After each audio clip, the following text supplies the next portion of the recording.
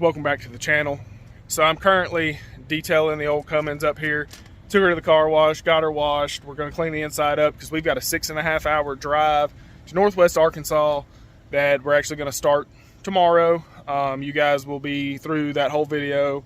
We'll do stops, we'll do fuel economy, we'll see what she does all through there. I'm going to go hang out with my sister for a while. We've got some rivers and creeks and some more outdoor stuff that we're going to do. Be great to be getting back to the outdoors. But the last thing I posted on this was that it was running like crap. Torque converter kept locking and unlocking. I couldn't figure out why. Well, I dug and dug and dug and dug through the internet, found one post, one little article about how a guy was fixing them. He's fixed 20 plus of them that way.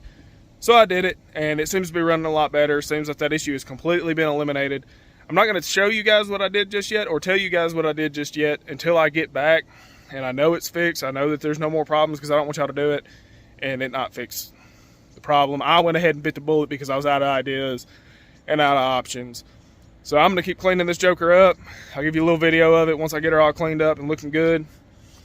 Then we're going to load up in the morning and strike out. So we're going to shake it down, make sure it works the way it should, and then I will give you guys the information and stuff on how to fix it. And I hope that it'll help you out. All right, guys, we got her all cleaned up. She looks a lot better. She needed a bath. Cleaned my wheels, you know, got it all painted, cleaned my outside glass, ceramic coated it. You know, she's never going to be perfect right now because she's got the dents and the paint peeling and stuff like that, but we're going to fix that. We're going to work on it. But the inside I'm really happy with. Cleaned my mats, vacuumed it, you know, cleaned the dash, which is beautiful. You know, so she's clean, but they're ready for a road trip. So I will see you guys in the morning when we hit the road. We're gonna shake this old girl down, and if she's fixed, we'll keep her. If she ain't fixed, we're gonna sell her because I just can't put up with it anymore. I'm happy with it right now. I think I got it fixed. Like I said, if it is fixed, I'll let you guys know how I fixed it. So all you 24 valve second gen Dodge owners, if you're having this problem, I hear it also works on the gas burners. So any 2500 maybe second gen, I don't know. I know it's 24 valve that fixes it, but we'll see. She looks a lot better. I would say she feels a lot better, but I don't know. It's a truck. So eventually we're going to get around to repainting it and doing all the body work if it's running right and acting right. If not, we're going to sell it and move on down the road, and we'll end up with another Cummins of some sort. But that's going to do it for right now. I'll see you guys in the morning, and we'll start doing the fuel economy from here to Northwest Arkansas. Like I said, it's about 6.5 hours, 460 something miles. So it should be a little over a tank to get there, a tank to come back, and we'll see what happens. All right, guys, we're officially on the road.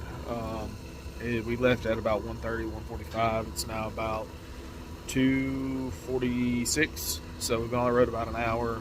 We're doing our first fill up.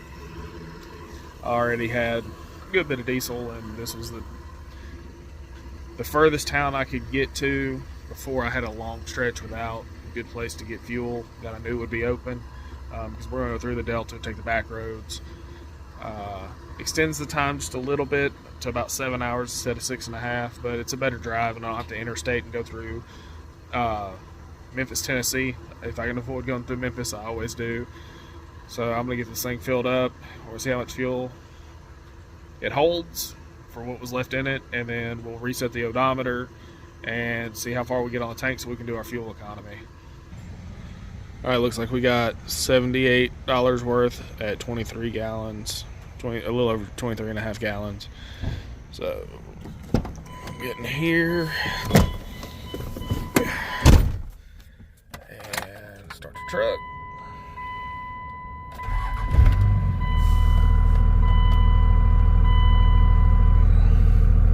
Reset the odometer,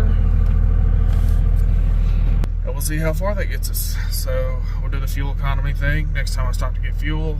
Hopefully we will be in Northwest Arkansas where we're supposed to be. That's about how far I guess the tank will take us from this point, but we'll see what happens. Well, guys, we have made it to beautiful Bella Vista, Arkansas. The truck burned about a full tank of fuel because it was on about a quarter tank when I filled it up, and it's got about a quarter tank in it now.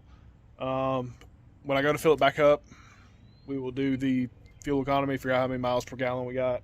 That's going to be a little off because we got stuck behind a wreck for like 20 minutes, and then I stopped and left it running when I went in the store for about 12 minutes. So that's going to affect it. You know, that's like going to affect it a little, but we'll see what it is, and then we'll do it on the way home and double check it. You know, get two numbers instead of one, and you'll come up with an average if you want to. I'm not going to do the math for you to come up with that average, but I'll tell you how many it got on the way up here and on the way back, and it shouldn't be that big of a difference.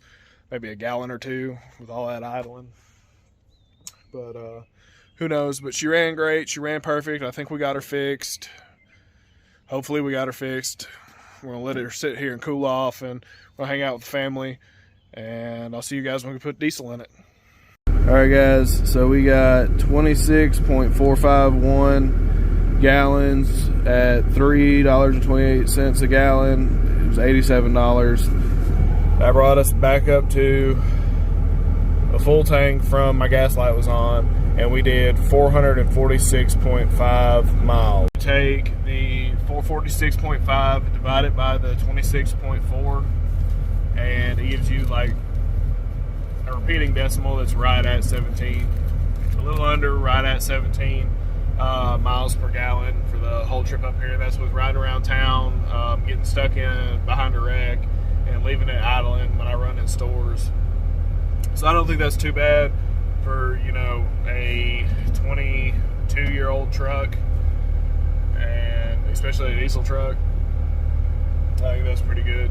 That's our fuel economy for this thing so far. Like I said, I just filled it up, so we're going to do the fuel economy on the way back, which is going to include some town driving because I have to drive while I'm in town here for the next day or so, and then we will do the trip back and see if it averages 17 on the way back as well.